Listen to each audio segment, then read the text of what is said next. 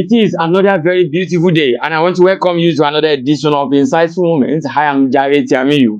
Today, we'll be looking into something that is very important that has to do with the lives, both on land and also inside the water. The lives of every indigene of Osun, every resident of Osun, as in terms of climate change and renewable energy. We'll be looking at what we have been able to do. Now, let me also put this thing straight that in the past, we have recorded flood in some part of Osun. But I want to say that in the last 2 years or 3 years, it has become a thing of past. I think the last one was around 2021 or something around that time when we recorded flood in Ikiri, that's the Irewole local government area of the state.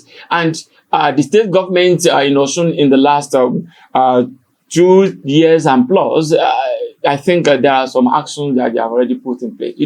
Climate change is a global thing, and that is why today we'll be speaking with Professor Chinwe Igwe. Professor Chinwe Igwe is the consultant to the Osun State government on climate change and renewable energy. Prof, it's nice having you in our studio. Thank you. Prof, let me start from here. If I may ask, what is the policy thrust of Osun in terms of climate change and climate action? It's our policy thrust is quite complex, Okay. layered, and multifaceted. It focuses on nature-based solution, Okay. tree planting Mm. and others, reforestation, Mm. and then it also hinges on renewable energy.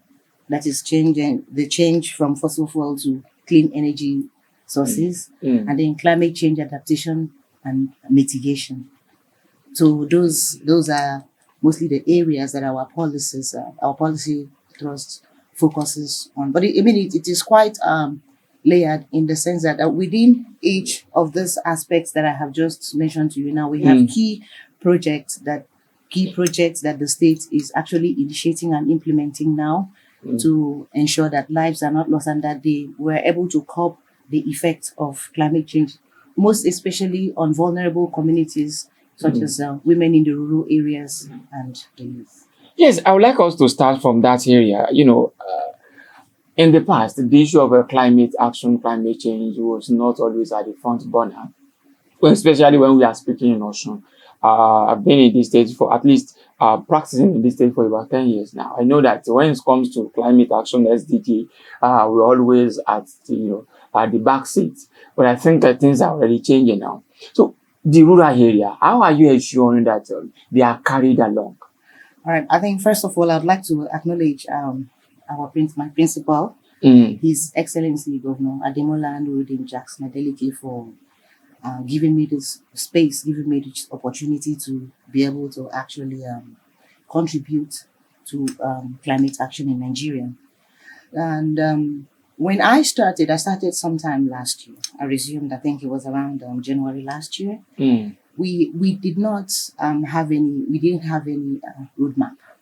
Okay, when I came, there was nothing on ground. There was nothing on ground. So we started first of all with a mapping. We did a mapping of the vulnerable areas, and you mentioned Ikire just now, Irewole, right? Yes, Irewole. Yeah, forgive me my pronunciation. Yeah. So we looked at most of the vulnerable regions. We collaborated with NIMET to figure out where the flood-prone areas were. And then we had an interministerial committee which comprised of academics from most of the universities in Osun State, because we had reached an agreement that the Osun problem has to be resolved by Osun academics. I mean, Osun State has one of the highest literacy rates in Nigeria. Yes. So we had to pull in the members of the academia. And then we had a stakeholder meeting with representatives from the government, NDAs and agencies, because we needed data to start with. Okay. And so when I started, there was no data on ground. I combed everywhere. We had funders and project partners who came in, but we had no data. There was no data telling us which households were most vulnerable, female-led, women-led households, okay? And the ones in the rural areas, the ones without access to water, because, I have a background in development studies, and when you're doing mapping, needs assessment, you have to start there. So you start data because you can deny any other thing, but you cannot deny data points. If the data is showing you that this is where it is, you can't deny it, right? So we started first of all with that mapping, and then we conducted a needs assessment. When we did the mapping was two-pronged. We did a capacity assessment. We wanted to know from a development perspective, what are our strengths? What do we have? You cannot say that this state does not have anything. We may not have the financial capacity, but we have resources, we have assets, okay? Exactly. So I looked around and we had it. So we did a needs assessment, and then we found out that we actually had the manpower, we had the capacity, and then we had the knowledge, okay? And then the question then was, how do we implement? Because most development partners would not give you a damn if you have not demonstrated capacity on your own. If you're telling somebody that you want to build a road, oh yeah, go and buy concrete and show us that you have skin in the game, okay? That you are willing to do. So we started with that mapping and the needs assessment. And then we figured out that actually the people within the rural areas, the women without early warning signs, the ones who did not know anything about weather forecast, that they were the ones who were worst hit. They are not on Twitter like you and I. They can't read. I think it was this morning or yesterday when President Trump, I'm just digressing, notified us that there's a tsunami warning for Hawaii and some parts of Alaska, right? Yes. Now, so we never had that here. So farmers didn't know why you can't eat corn, okay, in and out of season, right? They didn't know why you would look for what you call guava, and they were not producing well. Then we started there. We had multiple town hall meetings and stakeholder meetings. Yes. And then that was where we started. And it was based on the data we gathered that we were able to design a program that is all inclusive, and some of which we are currently implementing right now. So let me now go to this. We've talked about the sensitization now. Yes. Get into the grassroots, and that is one of the things that we have. People at the grassroots, they only have radio. How are you getting to them? At intervals. Are there programs that are tailored towards ensuring that they get the information? In far, let me say, Okela, one of the farthest local governments that we have in Osun State. Like I mentioned earlier, right? When we started, there was no roadmap and no blueprint. So the first thing we did was, first of all, to create a roadmap. And that roadmap it's something that came in form of our policy documents. So there was nothing on ground. Where do we start? Now we've seen that we have needs here, we have problems here. So where do we start? Policy. Policy comes in first, okay, to set the direction and the pace of us declaring publicly that this is where we want to go.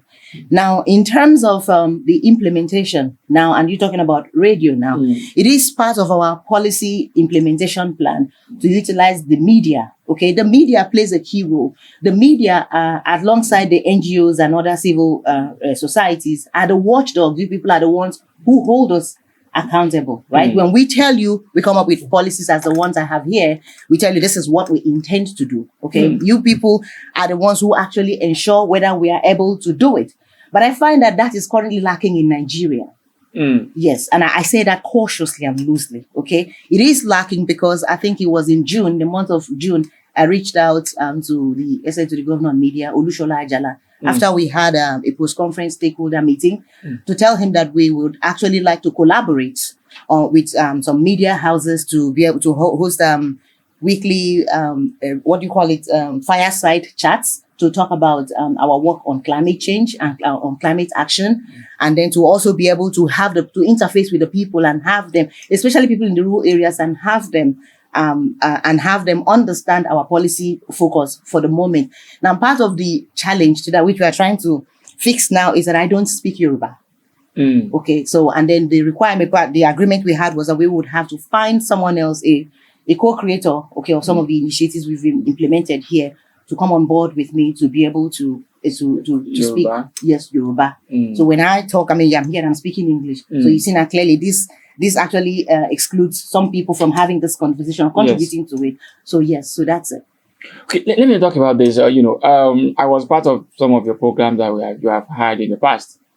The conference that you had in recent time, it was one of the high-powered the conferences that we should be having. We have to combine the high-powered discussion then with the grassroots mobilization. Partnership with Osun State. Are you getting those partnership? You said you just created the foundation. You just started laying on it. How are you ensuring that you draw some partnership to our states to invest in these areas? I can see this document, this called Climate Smart Investment Portfolio for Osun State in Nigeria. I think this is one of the things that we are talking about. How are you ensuring that people invest and partner with the state government? You know, donor would give you their money without knowing that you have piloted the project you want them to invest in. Yes. Without also knowing that you have done your due diligence by conducting a feasibility assessment. And that was why we created this document. This document, yes, was created when I attended a conference, a parliamentary meeting in the US June last year. So I went cap in hand to beg for money for my project in Osun, for our project in Osun. And the first questions the congressman asked was, "Oh, have you done any feasibility assessments? Have you piloted this?" And this document, that was when, within the 6 days I was there, that was when I produced this document. I called colleagues here, people from MDAs, and asked them, what do we have? They told me there was nothing. So we came up with this climate smart investment portfolio. And now the beautiful thing about this is that we've started piloting some of the projects that are here. Now, and we had two donors, two partners, project partners, who told me, they said, "Prof, we love what is here. You're calling $2 billion for this for a mini grid. How about you pilot this in one of the local governments, or pilot this, show us, okay, that you are able to actually, that the government, I mean, you know how suspicious donors are of subnational governments. So just show us, since you're an academic, that you are actually going to do this." So that was when we started implementing most of the projects outlined in this document, bit by bit. That was what led to us implementing the Imole Solar Lantern project. Okay. Yes, we'll talk about this, because this is one of the very laudable initiatives that you have brought on board. Something like this, we have power, plenty of power in Nigeria, and Osun State is not excluded. Yeah. I can tell you that we have in some local governments where, in 30 days, there may not be a power supply for just one hour. It cannot be more than 2 hours. I've been in an area where a week there was no power supply for just 1 hour. People that could not, afford generator in that kind of area, this kind of thing is very important to them. So how do you ensure that this gets to everybody in Osun? Again, we need a mapping to know who the most vulnerable are. And we started with the students the learners who were writing WAEC. Okay. Yes, because we asked, so of course you understand Maslow's hierarchy of needs, and in terms of the classification, of poverty. Yes. We have relative poverty, absolute poverty, and the rest of them, right? So we wanted to know who was absolutely power poor. And we found out that I think one of my staff told me the other day that it was the students who were preparing for exam. Why? Because her daughter was part of the people writing WAEC then.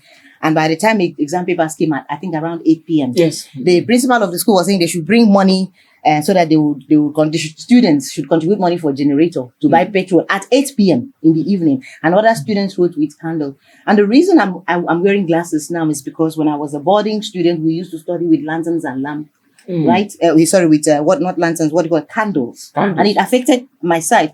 So when I thought about it, I said, no ways, this is not going to happen, not under our watch. So we spoke to the governor and we deployed resources. So the first beneficiaries of this Imole Solar Lantern actually became the learners who were writing exams. And right now we have moved further. We're now distributing the lanterns to women farmers in rural areas. Like how many of these have you produced or distributed across? We're not producing. We are relying on donations. You see, that's the tricky part. Okay. So we've donated over 5,000. 5,000. Yes, we've distributed. And you are telling me that it's not that Osun State is the one procuring these, or no. This came purely from donors. Because they have seen the governor's efforts. Okay, we are deploying electric motorcycles as well. In fact, by next week, yes, we have a service level agreement with them. By next week, they would start constructing the place for what do you call it again? A recharging station. Imole bikes, yes. Within the Osogbo, electric bikes, yes. Yes, just there. Yes, how many of those bikes do we have now? Somebody will say that the electric motor is very expensive. and electric car, bikes may also be expensive. What do you know about e-bikes? You know that the Okada riders, okay, let's say for instance, if on average, an Okada rider spends, say, 2,000 naira on petrol, yes, right? And how much is Okada? Okada could be, how much is Okada? Each Okada bike. To buy is right. To buy, it's about 1 million naira. Good. And he buys it, right? And every day he has to look for money to put petrol. Okay. Now with our Imole electric bike motorcycle, he doesn't have to do that. He just buys the bike and then he just charges. He plugs. It's like plug and play. Just like you plug your phone. I'm telling you. So he comes back, he plugs, and then the bikes come with 2 chargers. Two batteries. So for the rest of their lives, for the rest of its lifespan, you're not paying money, and it is subsidized by government. I have interest in this, and I would like you to tell us what exactly does it take to acquire one, from the government. We are at the moment, you see, because our state, Osun State, you know what's happening with our allocations and all of that. So we're not delving into that. But right now, at the moment, we do not have money to fund this project. So we are relying on donations from partners. And the partners have given us a set of conditions. Okay. Before they can come on. But we have already one. We have Embronx Engineering. Okay, we're partnering with them to dispatch it. And then there is, of course, the government is going to bring in counterpart funding for that. And part of it is that, first of all, the individuals have to form cooperatives. Okay. Now, again, it takes us back to what I was saying about data. Now, we don't have a database. You don't know how many people. We don't know how many people. So you could bring your cousin. Your cousin would get the bike, and we don't know where to find him. Okay, so people have to register cooperatives because we are going to deal. In fact, it came as a condition from the funding organization. You understand? So they register cooperatives and our project partner too, and then it is through that cooperative, and it is mostly through my office. So through the cooperative, we give out the bikes, and then so people can just pay monthly for people who cannot afford it, and it's very affordable. So people could have like a 72-month payments plan. Wow, yes, that's about 6 years.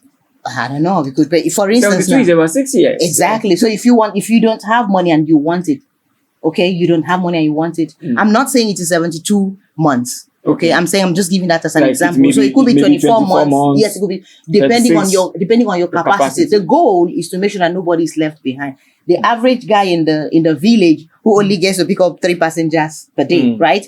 He doesn't need to do anything. And then we'll have charging stations across. Okay, so the person you pay 200 naira and then you charge. If you don't have electricity, so you can come in and for the people in the rural area. In the rural areas, yeah. So we intend to set up charging points, yes. But we are dealing mostly with cooperatives. I consider that these are a lot of job creation opportunities that the state government is talking about. And then when you look at this investment portfolio, we'll say that maybe there are some other things. Can you tell us some other areas that we are using this climate action to ensure that we create more opportunities, job opportunities for young minds in the States? We have a recycling hub right now.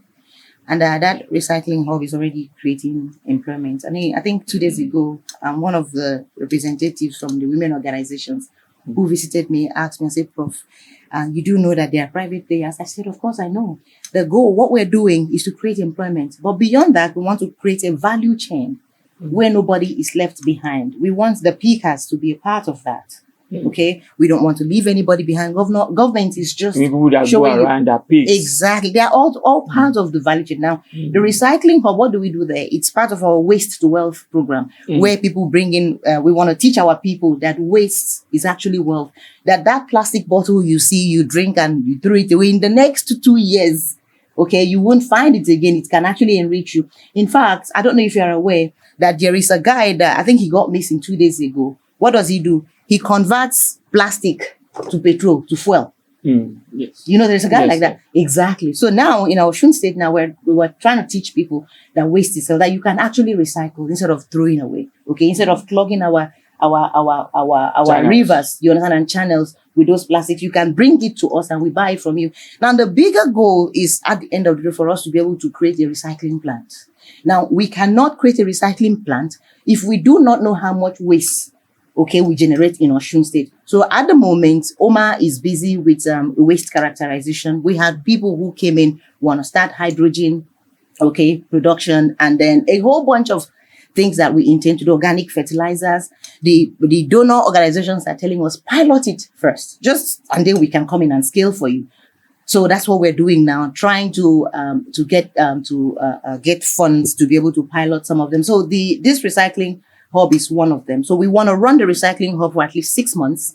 And after the 6 months, when we are sure there has been a consistent generation of waste, we can then assess it and say, okay, this is the bulk of the waste we're generating from PET bottles, from this, from that. And then perhaps this will be able to keep the recycling plant running for the next 2-3 years. Because one bad thing about setting up a recycling plant is that once you set it up, it has to keep running. Yes. Okay. And then the other thing is that our people keep taking the waste to Lagos State. We've come up with a policy now to stop it. So we only have collection centers before. We don't have recycling centers. We do. We have it. I don't know the name of what that place is called, but we do have Onibu. There's a place.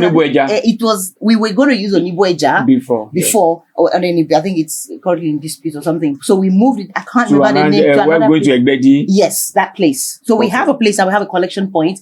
We have the auto ones, the ones you put in, and then the vending machines. We have a couple of things, and the goal is for us to set up at least 6 within the next 6 months. 6 recycling hubs. Yes, that is the goal. Ma, we'll go on a very short break, but when we are back, I would like us to talk more about sanitation issues in the state. There are issues of when people will come out and say, when I was coming this morning, there was a place where you say that heaps of deaths there, and people are saying that, okay, you want me to keep this plastic? For how long? What about having, places where maybe like baskets around in the States where I can easily just pack, drop whatever that I have in my car, and then I go. And then also we'll talk about the median. People are now using the median as a place where they just dump the waste. And you see around midnight and all that. And I think that the ministry, maybe in partnership with your office, is already working on that to ensure that people are not indiscriminately dumping refuse. So we'll go on that very short break. But when we are back, we'll continue our conversation. You can see the very enlightening conversation that we are having today. I'll be right back.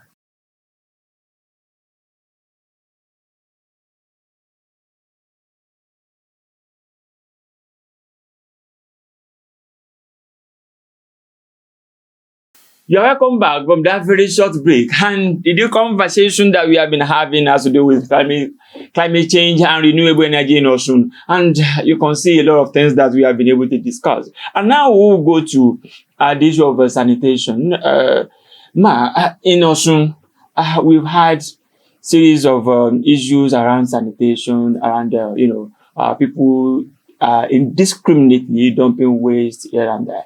What is the government doing on this to ensure that people comply with what the extant laws and then the procedures on dumping of refuse in Osun State?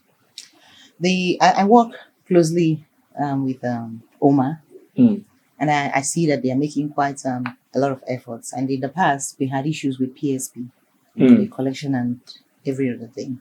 But I think it was recently we agreed that there was a need for advocacy, a need to sensitize the people, because even when we've had cases where people create illegal dumping sites, and I feel like that's the biggest problem we have here. And then we also don't have baskets, so we were thinking, I don't know what you call it, the refuse baskets you place around the streets. Yes. So we have reached an agreement that those are quite necessary, and we are embarking on the procurement very soon. But beyond that, we also are thinking of collaborating with the Ministry of Information to send out a message, to people. There was a case of the issue of the sanitation within the markets. So we are also thinking of, we've talked about and strategized on how we would collaborate with the yard lodgers and other people. So because these people are the ones at the grassroots that can actually help us. Government can only come up with these policies, and the enforcement is a bit of a challenge, and this is where we need citizens to also come in as watchdogs. For example, I have lived in South Africa for a while now, and I can tell you that whether I'm in South Africa or in Nigeria, when I eat something or I choose something, I put it in my bag.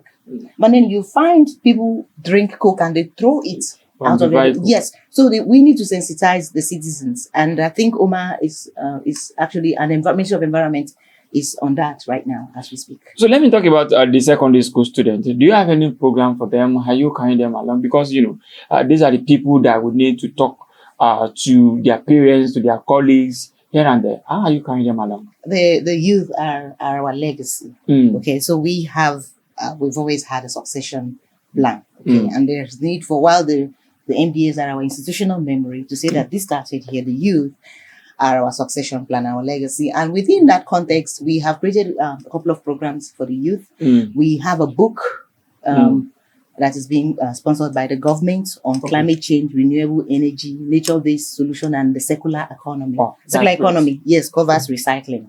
Yes, and then we have tree planting, which is nature-based solution, then climate change, and then renewable energy. So we have that book. It's a 4-part series for tertiary, secondary, primary, and nursery school.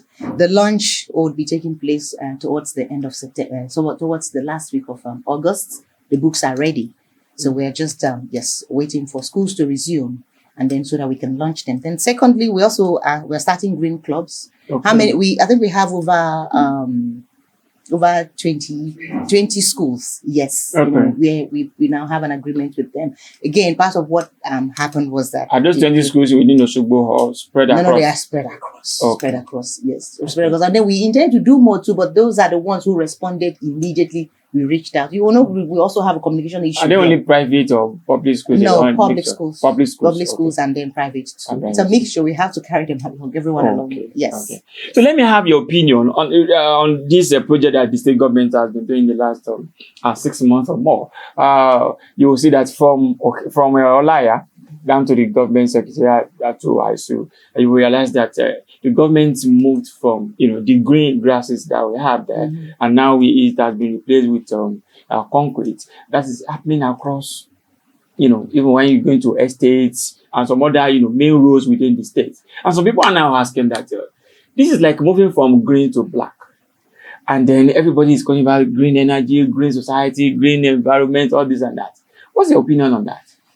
I'm quite surprised to hear this, because I know for a fact, and you can fact check what I'm saying now, that Dr. Deji Adeleke has been planting shrubs around every newly constructed road in Osun State. And it is done in collaboration with Ministry of Environment. Okay. Yes, I know that for a fact, so you can fact check it.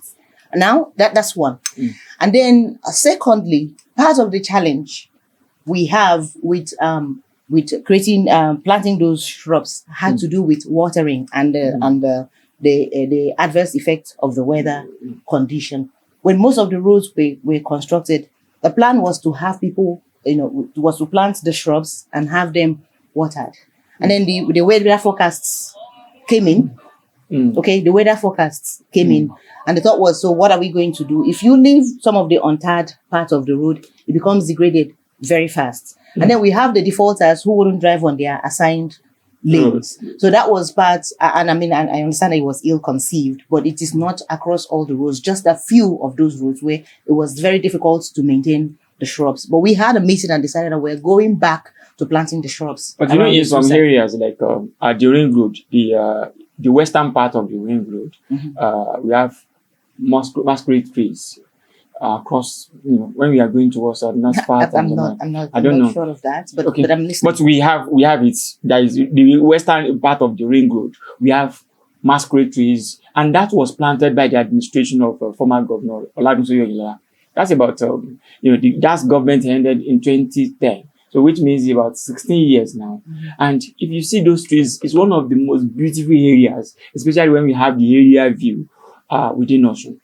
The administration of former Governor Aregbesola also had some trees across this the major road. I mean the Agbangan Ibadan road here within Osogbo. So what about we planting those trees instead of those masquerade trees? We are planting trees. We know that those trees, they have the capacity to survive adverse weather effects.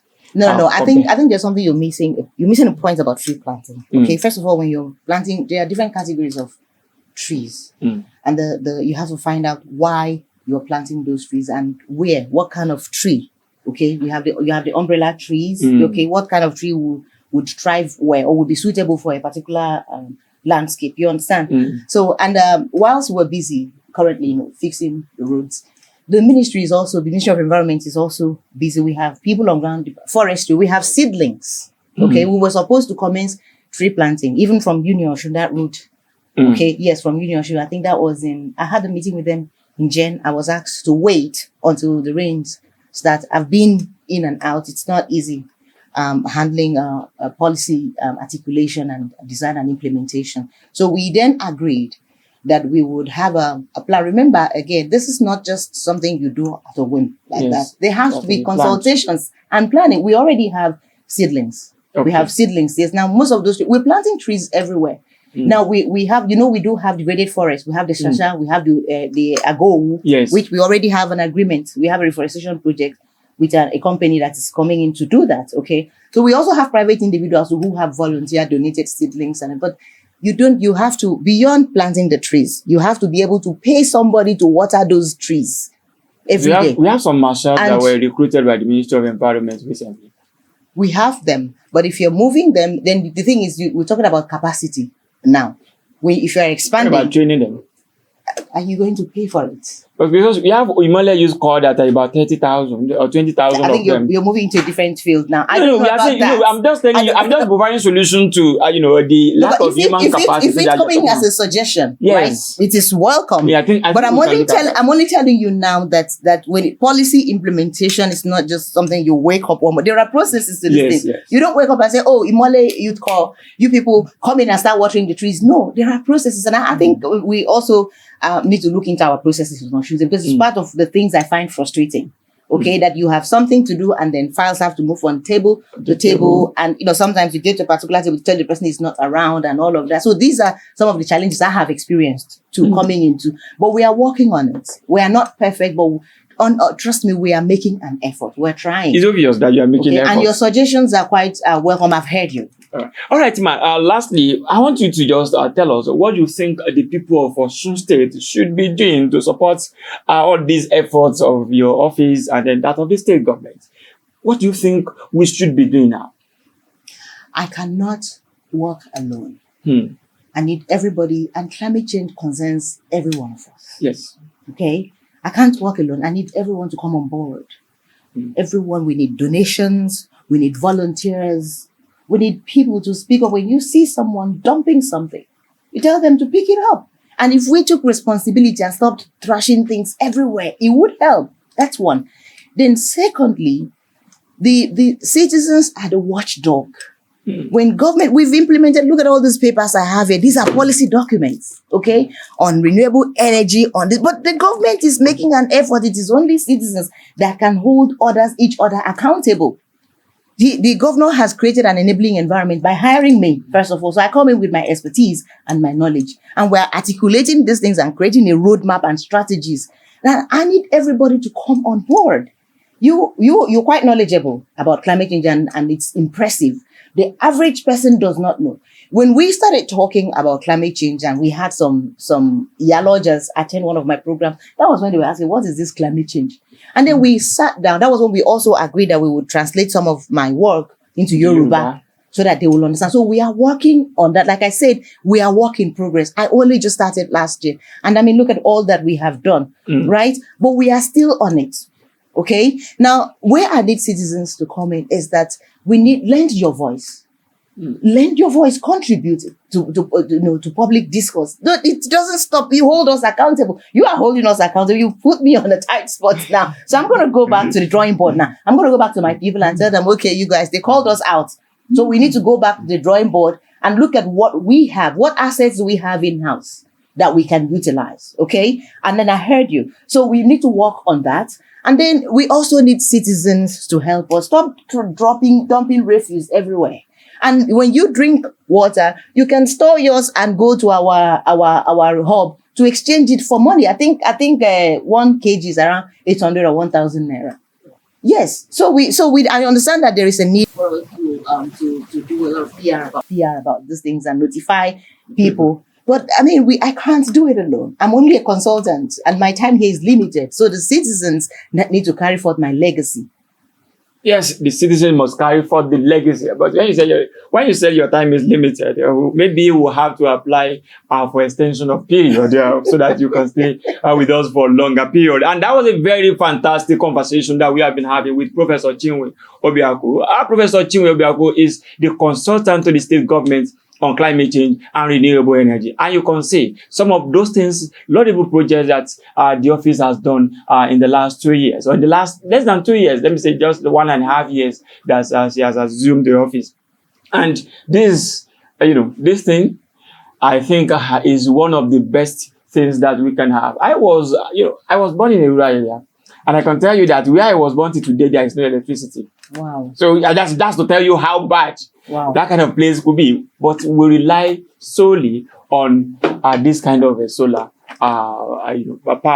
Imole Solar Lantern. So we can say that this kind of a thing will be so important to the people that are still living in that area where I was born. But this is one of the things. That's why I say I appreciate this. Very important, because young people must continue to learn. And we cannot say because there is no electricity, there is no days, they cannot write their exam as expected. We will continue to have conversation with her as she moves on. There are some other things that we'll be doing, and I want to tell you that we'll continue to inform the people of the state on the strides of that office. Thank you for being part of today's show. Prof, thank you so much for coming. Thank you. We so much appreciate your presence, and I believe that it is going to be a regular engagement. I will have to come around and still see what you are doing. Thank you for being part of today's show. My name is Jare Tiamiyu. Bye for now.